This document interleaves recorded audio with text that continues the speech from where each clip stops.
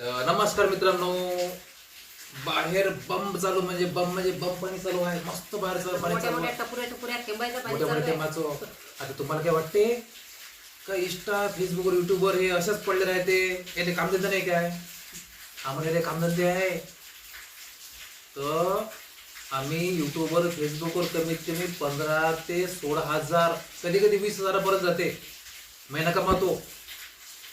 तर आपलं कुशनचं दुकान आहे. हे तर मला घरातले कामं करते, मी बी खाली नाही आहे.